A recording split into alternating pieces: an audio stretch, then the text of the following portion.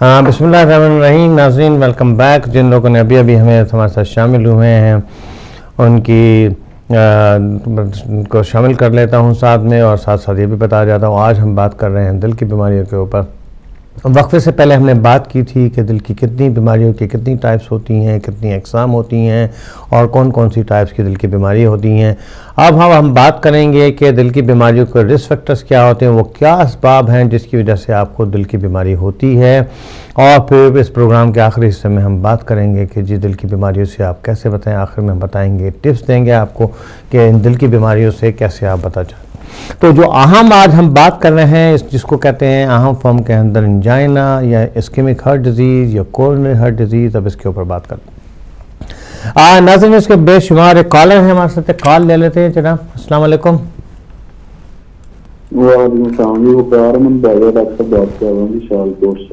वकार साहब सियालकोट से। जी जी सर। वकार अहमद बाजवा जी सियालकोट से।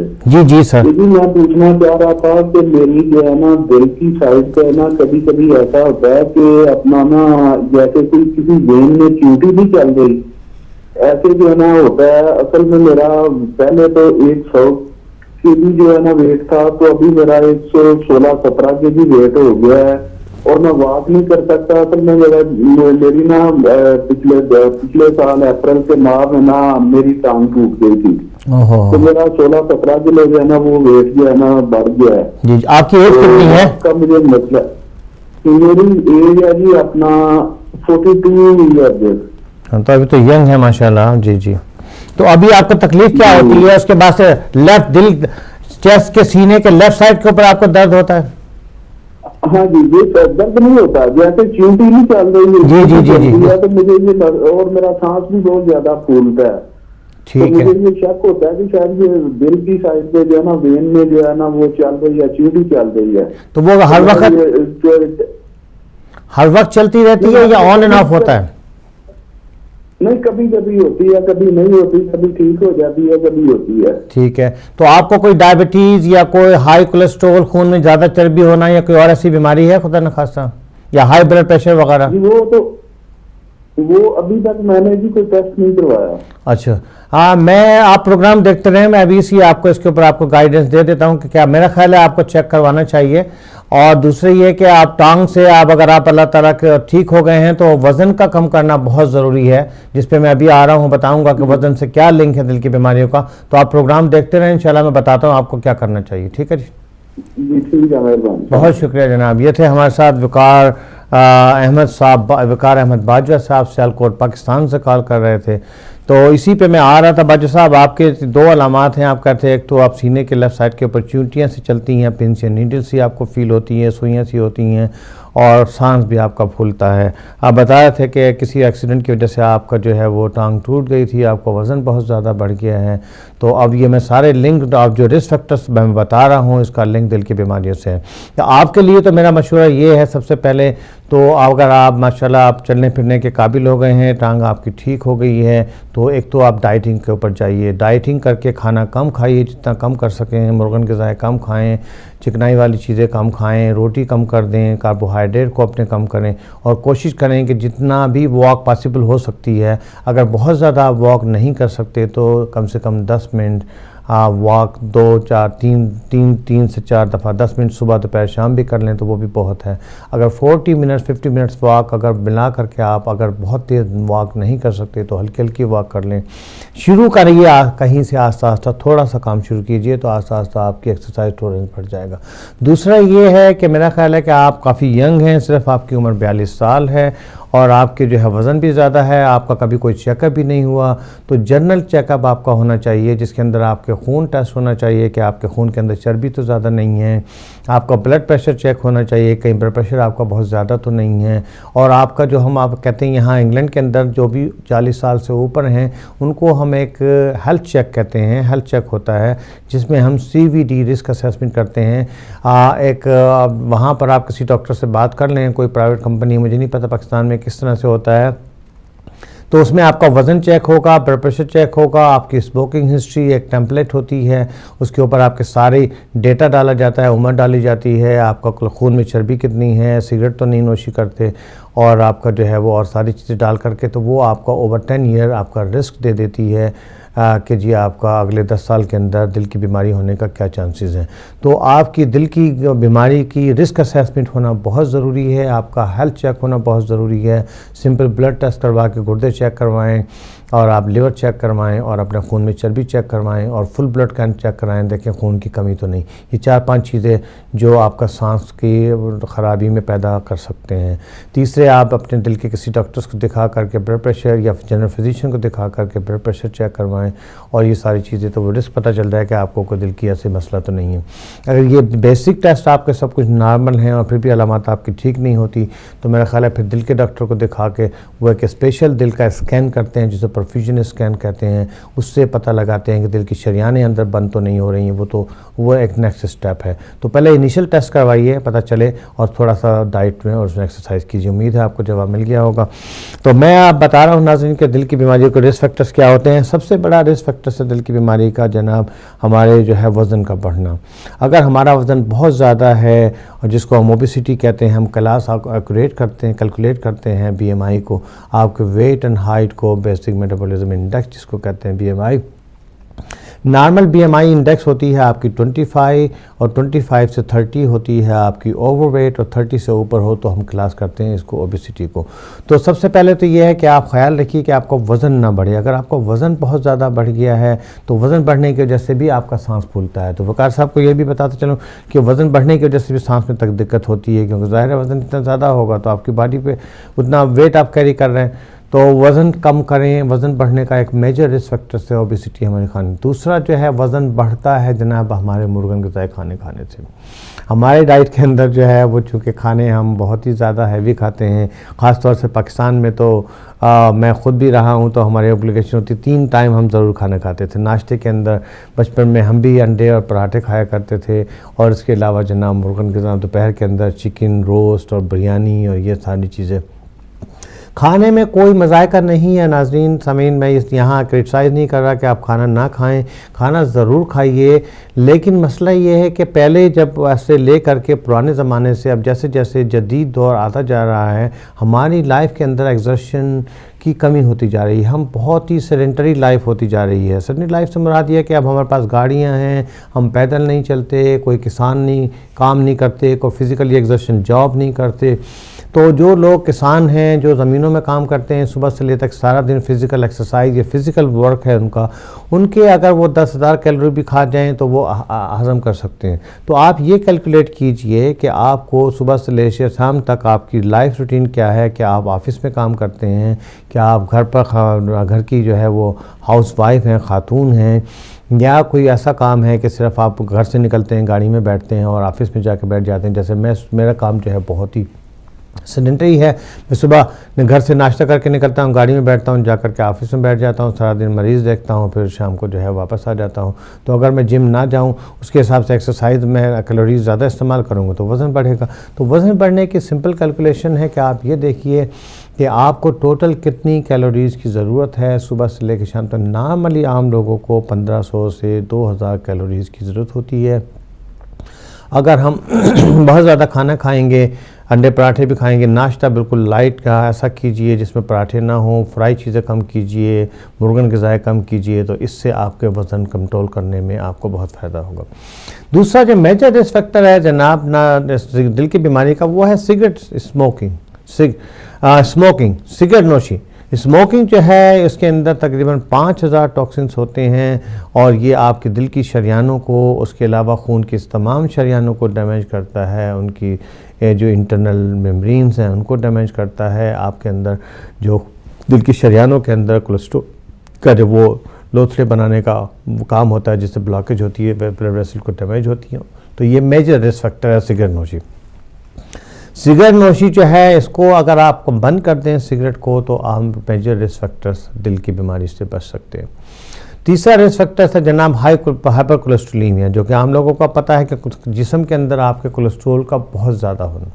अगर जिस्म में आपका खून के अंदर कोलेस्ट्रोल बहुत ज़्यादा है तो उसका नतीजा ये होता है कि वो खून का कोलेस्ट्रॉल आस्ता आस्ता आपकी खून की शरियानों के अंदर के हिस्से में जमा होना शुरू हो जाता है, और जिसकी वजह से ख़ास तौर से अगर वो दिल की कोरोनरी आर्टरी शरियानों में अगर जमा होना शुरू हो जाए तो दिल की जो शरियानें हैं वो बंद होना शुरू हो जाती हैं, और जिसकी वजह से अगर आस्ता आस्ता वो बंद होती हैं, 1-2 दिन में तो नहीं होती, शुरू में आपको दिल की कोई अलामात नहीं होती हैं, और जब अचानक से वो कम्प्लीटली 90 से 100% बंद हो जाती हैं तो उसका नतीजा ये निकलता है कि अचानक से आप बेहोश हो जाते हैं, गिरते हैं, या हार्ट अटैक हो जाता है आपको।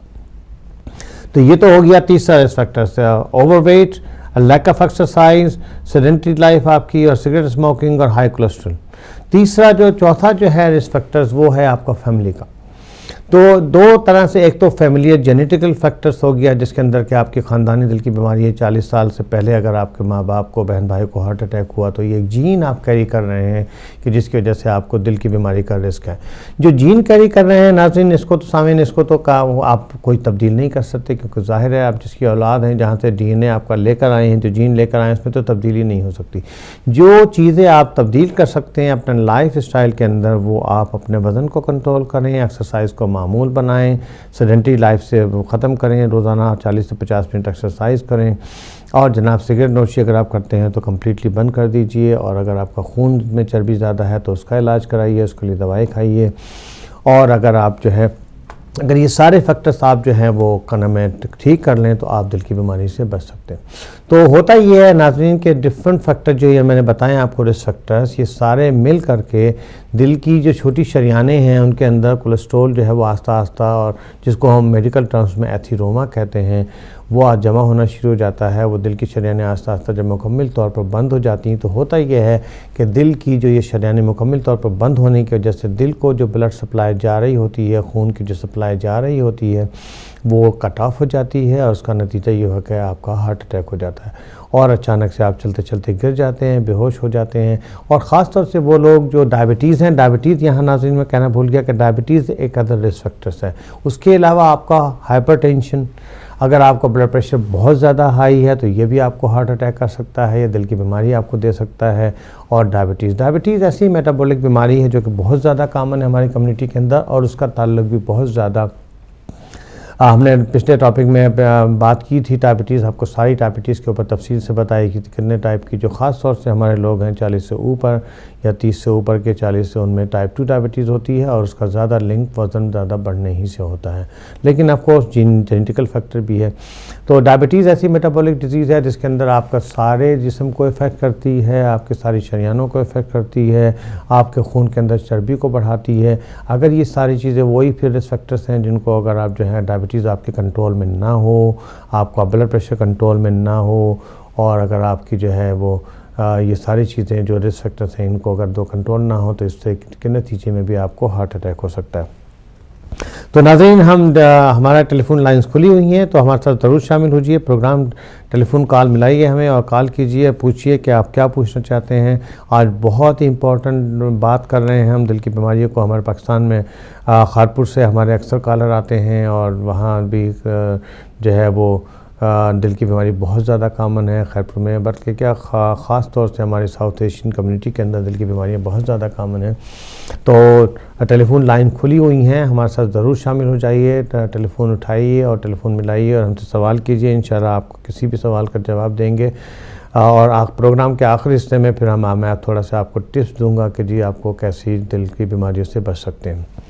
अब यहाँ बात कर लेते हैं दिल की बीमारी की कुछ अलामात की, कि कैसे आपको पता चले कि जी आपको दिल की बीमारी हो रही है। तो हमारे कॉलर से वकार अहमद साहब बाजवा सियालकोट से, उन्होंने बड़ी अच्छी दो अलामात बताई थी कि जी उनको लेफ़्ट साइड के सीने के अंदर एक तो सुइयाँ सी चुभती हैं, नमनिक सी होती है, जो मैंने शुरू में बताए थे कि दो ख़ास अलामात होती हैं। अगर दिल की शरियानें आपकी कोरोनरी आर्टरीज ब्लॉक हो रही हैं तो दो ख़ास अलामात आपको आती हैं। एक तो आपका सांस फूलना शुरू हो जाता है, मेनली आपका एक्सर्शन के ऊपर जब आप चलते हैं फिरते हैं सीढ़ियाँ चढ़ते हैं, और दूसरा ये होता है कि सीने में दर्द होता है। लेफ़्ट साइड दिल आपका जो है मोस्टली ज़्यादातर लोगों में very rarely right side of chest के ऊपर होता है। बहुत ही डेक्स्ट्रोकार्डिया जिसे कंडीशन एक अनयूजुअल कंडीशन कहलाई जाती है। लेकिन हम सब लोगों के अंदर मोस्टली इनवेरिएबली जो दिल जो है वो लेफ़्ट साइड ऑफ द सीने के अंदर और जो दरमियान का जो हिस्सा है यहाँ होता है आपका। तो दिल की अगर तकलीफ़ होगी तो दिल के लेफ़्ट साइड के ऊपर आपके अगर सीने में दर्द हो रहा है और रेट्रोस्टर्नल जो सेंट्रल के चेस्ट का जो दरमियानी हिस्सा है यहाँ दर्द आपको हो रहा है और ये दर्द आपका लेफ़्ट बाजू के ऊपर जा रहा है, ये बाजू का नेक के ऊपर जाता है और ये ऐसे ही होती है जैसे कि नमनेस सी होती है, जैसे कि अलामात बता रहे थे बाजू साहब कि अचानक सुइयाँ से चुभती हैं, आपकी नक नम हो जाती है, बाजू नम हो जाता है, उठाना मुश्किल होता है और बहुत ही सीवियर डिस्ट्रेसिंग सिम्टम्स होता है। ऐसा फील होता है कि जैसे किसी ने सीने के ऊपर आपके कोई बहुत भारी वज़न रख दिया है और प्रेशर पड़ रहा है। ये ख़ास अलामत है दिल के दर्द की। यहाँ आपके नाज़रीन अगर दिल सीने में जैसे मैंने कहा था कि दर्द होने की और भी बेशुमार अलामात होती हैं, लेकिन अगर आपके ये ख़ास अलामात हैं तो देर मत कीजिए, क्योंकि दिल की बीमारी का अगर इस तरह के सीने में आपका दर्द हो रहा है, हम यहाँ इंग्लैंड में रहते हैं और यूके के अंदर हम यही एडवाइस करते हैं अगर आपको left side of the chest में पेन हो रहा है या शॉर्टनेस ऑफ ब्रेथ है, तकलीफ़ है, तो फ़ौरन 999 एम्बुलेंस बुलाइए और फ़ौरन हॉस्पिटल चले जाइए। एम्बुलेंस फ़ौरन 10 to 15 मिनट्स में यहाँ पहुँच जाती है, फौरी तौर पे आपको हॉस्पिटल ले जाती है। एनी में फ़ौरन तौर पे आपको वो जो चेस्ट पेन के मरीज़ जब एक्सीडेंट इमरजेंसी पहुँचते हैं तो उनको बहुत ही तेज़ी से एक्सपेडाइट करके और प्रायोरिटी बेसिस पे देखा जाता है और उनकी सबसे पहले हार्ट रेसिंग की जाती है, देखा जाता है कि कहीं इसको हार्ट अटैक तो नहीं हो रहा। तो की मैसेज ये है आपका कि अगर आपके सीने के अंदर दर्द हो, लेफ़्ट साइड के ऊपर तकलीफ़ हो रही है आपको और तो इसका रिस्क मत लें, ये मत सोचें कि ये शायद बदहाज़मा होगा या गैस होगी, हो सकता है कि ये सीने का दर्द होते हैं। एक और कॉलर है, कॉल लेते हैं जी। अस्सलाम वालेकुम। वालेकुम अस्सलाम जी, मुझे डॉक्टर साहब से बात करनी है। जी डॉक्टर बात से आप बात कर रही हैं सिस्टर, आप ज़रा नाम बताइए और कहाँ से बात कर रही हैं? समीना बात कर रही हूँ यूएसए से। जी समीना, बहुत बहुत शुक्रिया आपका, आपने यूएसए से कॉल की। जी आप बात कर रही हैं, क्या पूछना चाह रही हैं समीना? जी मैं ये पूछना चाह रही हूँ कि जी मेरी उम्र 46 इयर्स है। मैं जो हूँ, मेरा बहुत स्ट्रॉन्ग फैमिली बैकग्राउंड है हार्ट डिजीज का। My mother died eight 62। मेरी सिस्टर को भी 52 में अभी ओपन हार्ट सर्जरी हुई है। जी जी। मेरा BMI 26 है और मेरे कोई कोलेस्ट्रॉल हाई नहीं है, एवरेज ना डायबिटिक है और ना ब्लड प्रेशर हाई है। बट स्टिल मेरे राइट साइड पे कभी कभी जब मैं सीढ़ियाँ चढ़ती हूँ, ब्रेस्ट बोन के नीचे लेके और बैक में मुझे ऐसा लगता है जैसे स्टैबिंग हो रही है और मेरा कभी कभी शॉर्टनेस ऑफ ब्रेथ भी होता है। तो मैं ये पूछना चाहती थी कि मेरे कितने रिस्क फैक्टर हैं, do I need to worry about it या मैं जाके अपना चेकअप कराऊं? वैसे मैं एनुअल फिजिकल अपना कराती हूँ तो मेरे नंबर सब सही हैं। ठीक है समीना, बहुत अच्छा आपने मेरे फैमिली में बहुत स्ट्रॉन्ग हार्ट डिजीज है। मेरे दोनों बड़ी सिस्टर्स को डायबिटीज है, मेरी मदर को भी डायबिटीज थी। ठीक है, और मेरी मदर 62 में हार्ट फेलियर से डेथ हो गई थी उनकी। और मेरे फादर को भी हार्ट डिजीज थी। लेकिन I am trying to keep up the life style very good और मैं खाने पीने में और वर्कआउट लाइटली 3 to 4 टाइम्स करती हूँ। लेकिन still I am worried about my risk factor. और ये जो मुझे दर्द हो रहा है राइट साइड पे, ये कहीं एंजाइना वगैरह का तो नहीं है? तो मैं क्या इसके बारे में करूँ? अच्छा ये बताइए मुझे समीना जाने से पहले कि ये जो राइट साइड पे आपका दर्द हो रहा है, कितने अरसे से दर्द हो रहा है और किस वक्त होता है और किस तरह का दर्द होता है? ये मुझे जो है यूजुअली 3 to 4 मंथ से स्टार्ट हुआ है ज्यादा। और ऐसा लगता है कि ये ब्रेस्ट बोन के नीचे से होता हुआ बैक पे जाता है और ऐसा लगता है जैसे कोई टिप ऑफ द नाइफ कोई चुभो रहा है right in the middle of the back. ठीक है। और ये नीचे का जो कभी कभी हार्ट पल्पिटेशन भी होती है बहुत तेज एकदम से, इवन अगर आप बेड पे लेटे में जब भी हो जाती है। वैसे मैं रेगुलरली 3 to 4 टाइम्स इलेक्ट्रिकल करती हूँ अपना, तो उसमें तो मुझे इतना प्रॉब्लम नहीं होता है। ठीक है। नहीं आप प्रोग्राम देखते रहिए, मैं भी आपको तफसील से जवाब देता हूँ कि क्या करना चाहिए आपको। बहुत शुक्रिया आपका समीना, आप अमेरिका से हमारे साथ शामिल हुई, बहुत बहुत शुक्रिया। Thank you so much. Okay जी, नो प्रॉब्लम, वेलकम। अच्छा जी, समीना थी यूएसए से बात कर रही थी। आप प्रोग्राम में बहुत ही अच्छे, माशाल्लाह आप बहुत पढ़ी लिखी समझदार मालूम होती हैं। आपने अपने रिस्क असेसमेंट भी की हुई है। आप बता रही थी कि जो मेनली समीना आपने मुझे बताया है जो मेजर रिस्क फैक्टर्स है आपका वो फैमिली का है, क्योंकि स्ट्रांग फैमिली हिस्ट्री है आपकी इस्कीमिक हार्ट डिजीज़ की, जो कि मैं बता रहा था कि जी जेनेटिक तो जेनेटिकल फैक्टर्स है, इसको तो आप अनफॉर्चुनेटली चेंज नहीं कर सकती। हाँ, एक और कॉलर है हमारे साथ, कॉल ले लेते हैं फिर बात करेंगे। अस्सलाम वालेकुम। हेलो, अस्सलाम वालेकुम जी, कौन कहाँ से बात कर रहे हैं सिस्टर? जी, मेरा नाम सादिया मैं हूँ, तो मैं मैनचेस्टर से बोल रही हूँ। तो डॉक्टर साहब आपसे पूछना था, मेरे हस्बैंड उनका बाईपास हुआ है 2-3 साल पहले। जी जी। तो उन्होंने उनकी वेन डॉक्टर ने ली थी राइट साइड से, तो उनके स्टिल उस जगह पे बहुत दर्द रहती है। राइट साइड ऑफ लेग्स से जो वेन निकाल के उन्होंने दिल में डाली थी वहाँ दर्द रहता है उनको? जी हाँ जी, बहुत ज्यादा, जैसे कोई जख्म हुए, जी चुभोई हुए, वो उस तरह का हर वक्त अभी तक रहता है। तो वहाँ जख्म वगैरह तो नहीं है? अब देखा है कोई कभी रेडनेस या सूजन वगैरह तो नहीं है? नहीं, ऐसी नहीं है कोई, ऐसा कुछ नहीं है, लेकिन वैसे नमनेस है सारी चेस्ट में जहाँ से उन्होंने ऑपरेशन किया और वेन ली है। तो आपने डॉक्टर को, अपने जीपी वगैरह को दिखाया, चेकअप किया, उन्होंने क्या बताया इसका? वो तो कुछ भी नहीं कहते हैं, वो उन्होंने वो किया हुआ है, उनका MRI स्कैन किया हुआ, तो भी बुलाया है उनको लेग के लिए देखने के लिए कि दर्द क्यों हो रहा है। हाँ जी जी, ठीक है, आप प्रोग्राम देखते रहिए, इंशाल्लाह मैं कोशिश करूंगा आपको जवाब देने की। बहुत शुक्रिया आपका। ठीक है, थैंक यू, अल्लाह। ओके जी, ये सिस्टर सादिया थी, मैनचेस्टर से आपने कॉल की, तो मैं जवाब दे रहा था पहले समीना का जो अमेरिका से बात कर रही थी। समीना, मैं ये बात कर रहा था कि शुरू में भी मैंने जिक्र किया था कि जो आपके फैमिली रिस्क फैक्टर्स हैं, जो जेनेटिकल फैक्टर्स हैं, जो फैमिली आपकी इस्कीमिक हार्ट डिजीज स्ट्रांग है, वो आपको उसमें तो अनफॉर्चुनेटली आप कुछ तब्दीली नहीं कर सकती। आपने अपना लाइफ स्टाइल बहुत अच्छा रखा हुआ है, आपको परेशान होने की कोई ज़रूरत नहीं। आपने मुझे बताया कि आपकी BMI भी 26 है, ना आपको हाई ब्लड प्रेशर की बीमारी है, ना आपका हाई कोलेस्ट्रोल है, और ना कोई और, ना आप सिगरेट नोशी भी नहीं करती हैं। तो कोई भी ऐसा रिस्क फैक्टर्स नहीं है जो ये इन्वायरमेंटल फैक्टर्स हैं। तो बेसिकली आपके लिए एहतियात, सबसे बड़े दिल की बीमारी से बचने की सबसे बड़ी एहतियात तो यही है कि आप हर साल 2-3 साल के अंदर या साल में एक दफ़ा अपना, हर 6 महीने साल में अपना ब्लड प्रेशर रेगुलर चेक करवाती रहें। मेक श्योर करें कि आपका ब्लड प्रेशर का तो हाई नहीं हो रहा। दूसरा ये कि साल के अंदर एक दफ़ा आप कोलेस्ट्रॉल चेक करवा लें कि आपका कोलेस्ट्रॉल तो बहुत ज़्यादा हाई नहीं है। तीसरा ये कि आप अपना वज़न कंट्रोल में रखें। और चौथा ये कि आप अगर जो है रेगुलर एक्सरसाइज करें, और जो आप करती हैं एक्सरसाइज, तो आपको दिल की बीमारी जो है वो नहीं होगी। और मेरा ख्याल है कि जो आप बता रही हैं कि right side of the lungs के ऊपर, रिब केज के ऊपर जो आपको दर्द हो रहा है, वेरी अनलाइकली है समीना कि इसका कोई दिल से ताल्लुक़ हो। आपने लाइफ स्टाइल बिल्कुल हेल्दी रखा हुआ है, इसको कंटिन्यू कीजिए तो इंशाल्लाह दिल की बीमारी से आप बच सकती हैं। इसके अलावा मैं नहीं समझता कि कोई और आप कोशिश कर सकती हैं। इसके लिए ये एडवाइस करूँगा कि जो राइट साइड पर आपका लंग्स हो रहा है, राइट साइड के ऊपर अक्सर औरतों के अंदर लिवर होता है, और लिवर के नीचे एक आर्गन होता है जिसे गाल ब्लैडर, ये पित्ता कहते हैं। जो आप पेन बता रही थी, कभी कभी आपको पेन होता है 2-3 महीने से, और वो बैक के पीछे हिस्से तक जाता है, पीछे के जो बैक रिब के अंदर और कमर के पिछले हिस्से में जाकर महसूस होता है।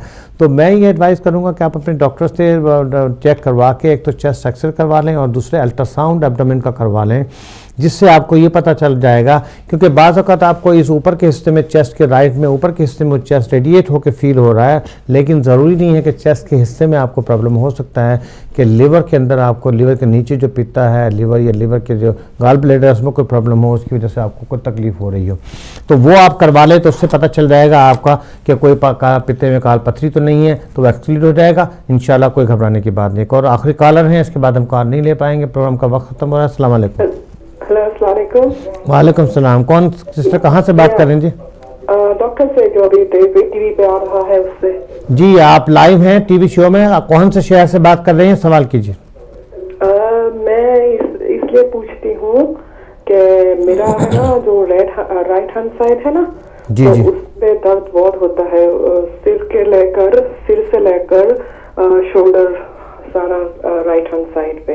Right side of the head पे दर्द होता है आपको? हेड से नीचे शोल्डर पे। अच्छा, शोल्डर पे, ठीक है। कब से दर्द हो रहा है? It's been going on for a year now.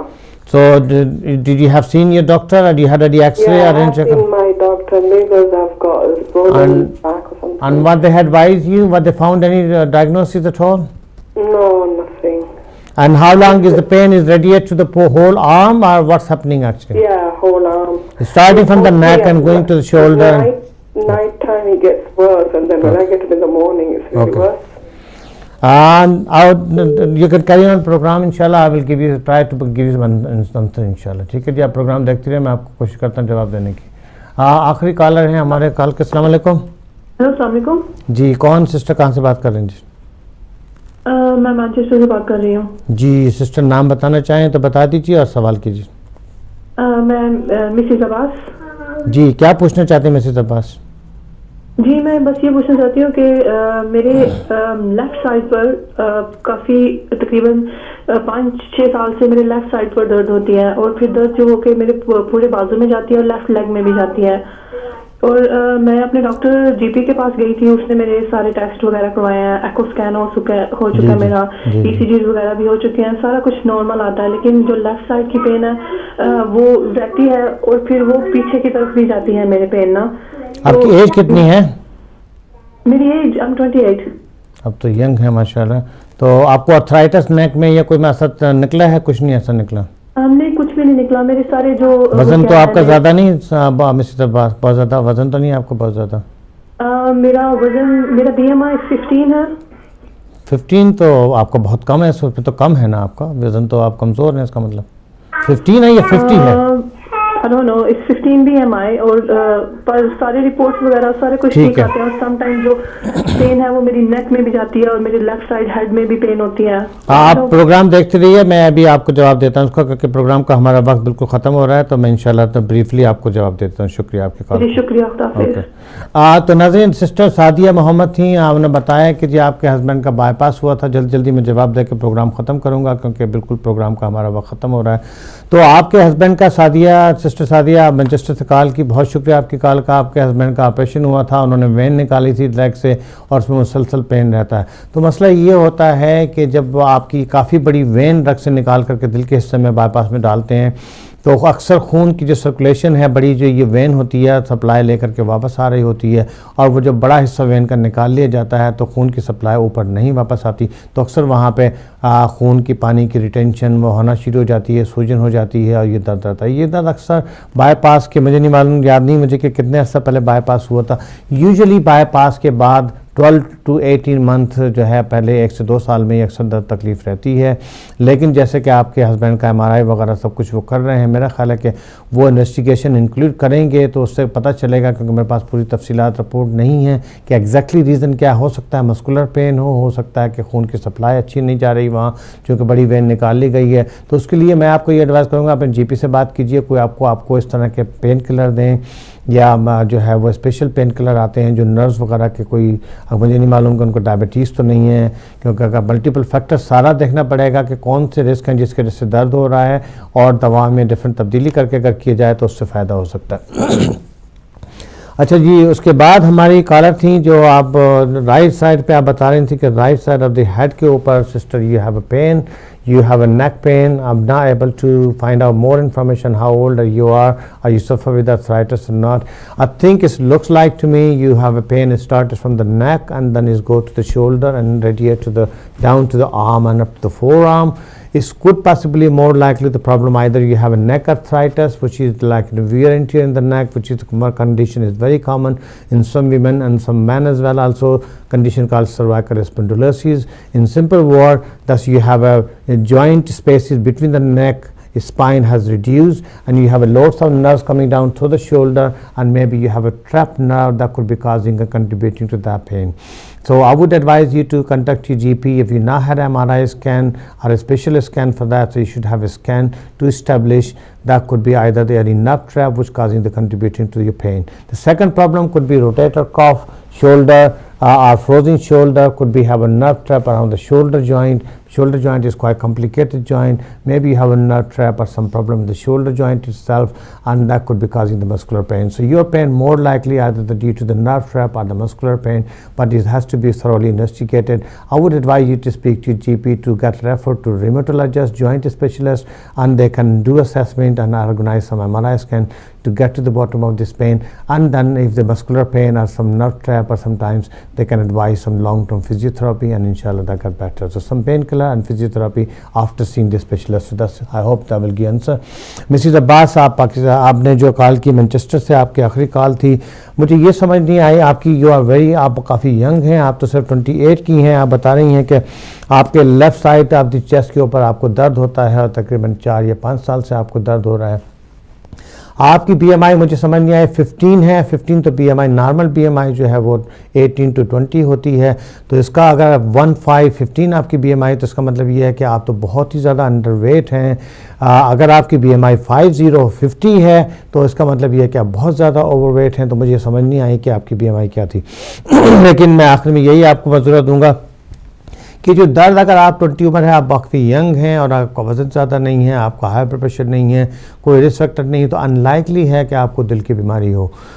मेरा ख्याल है कि ये मोर लाइकली मस्कुलर पेन है। आप कहते हैं आपके नेक में भी पेन होता है और हो सकता है कि जो नेक का जो हिस्सा है आपका और जो शोल्डर जॉइंट है, इसकी नर्व जो हैं वो काफ़ी रेडिएट होती हैं। यहाँ की जो आपके फ्रंट ऑफ द चेस्ट की जो मसल्स हैं और जो शोल्डर मसल्स हैं और बैक ऑफ द नेक, ये सारी मसल्स की नर्व सप्लाई अराउंड एक सेम ही होती है। बात औक़ात left side of the chest में आपको रेडिएट पेन, अगर नेक के अंदर आपकी नर्व दब रही है या शोल्डर में दब रही है तो उसका पेन बात औक़ात आपको left side of the chest में फील होता है। और चूँकि ये दर्द आपको 4 से 5 साल से हो रहा है तो मेरा नहीं ख्याल कि दिल का दर्द है, अनलाइकली है। आप यंग भी हैं, यंग लोगों में और दिल की बीमारी कम होती है, कोई रिस्क फैक्टर्स मुझे नहीं मालूम कि आपके हैं। तो मैं आपको ये मशवरा दूंगा कि आप अपने डॉक्टर से बात करें और उनसे कहें कि जी अगर आपका ये पेन को नेक का, स्पाइन का एक्सरे करवाएं या MRI स्कैन करवाएं या कोई इसे जॉइंट स्पेशलिस्ट को देख करके पता करवाएं कि ये आपके दर्द क्यों हो रहा है। आपका दर्द मोर लाइकली मस्कुलर है या जॉइंट की वजह से है या जो नर्व आपकी, या जिसे नर्व कहते हैं, वो दब रही है। तो नाज़रीन, इसी के साथ हमारे प्रोग्राम का वक्त बिल्कुल ख़त्म हो चुका है। उम्मीद है कि आपको प्रोग्राम पसंद आया होगा। मैंने पूरी कोशिश की कि आपके तमाम सवालों का जवाब दूँ। तो नाज़रीन, इंशाल्लाह अब अगले हफ्ते फिर मुलाकात होगी। अगले हफ्ते तक के लिए मुझे इजाज़त दीजिएगा। उम्मीद है आप जहाँ भी रहें खुश रहें, अपनी सेहत का ख्याल करें। आखिर में मेरा मैसेज यही है कि दिल की बीमारियों से बचने की टिप्स यही हैं कि अपने वज़न को कंट्रोल में करें, अपने आप को एक्टिव रखें, एक्सरसाइज करें, डाइट का ख्याल रखें। अगर आप सिगरेट नोशी करते हैं तो उसे बंद कर दीजिए। और जो ख़ानदानी बीमारी चल रही है उनको तो रिस्क नहीं कर सकते। जो इन्वायरमेंटल फैक्टर हैं, अगर आप अपने आप को हेल्दी रखें, रोज़ाना एक्सरसाइज को मामूल बना लें, खाना हेल्दी खाएँ, वज़न कंट्रोल रखें, तो कोई सूरत ऐसी नहीं कि आप दिल की बीमारियों से ना बच सकें। बिल्कुल आप दिल की बीमारियों से बच सकते हैं। तो नाज़रीन, आप जहाँ भी हैं, जहाँ भी मेरे प्रोग्राम देख रहे हैं, जहाँ जहाँ तक मेरी आवाज़ जा रही है, उम्मीद है आपको मेरा प्रोग्राम पसंद आया होगा। और इंशाल्लाह अगले हफ्ते मुझे अपनी दुआ में ज़रूर याद रखिएगा। मोहताजी दुआ, डॉक्टर हैदर अब्बास। तो इंशाल्लाह अगले हफ्ते फिर आपसे मुलाकात होगी यहीं किसी और प्रोग्राम में, किसी और टॉपिक के साथ आपके सामने हाजिर होंगे। अगले हफ्ते से पहले 3 बजे प्रोग्राम देखना मत भूलिएगा। इंशाल्लाह किसी और टॉपिक पर आपसे बात होगी। जब तक के लिए इजाज़त दीजिएगा। अल्लाह हाफ़िज़।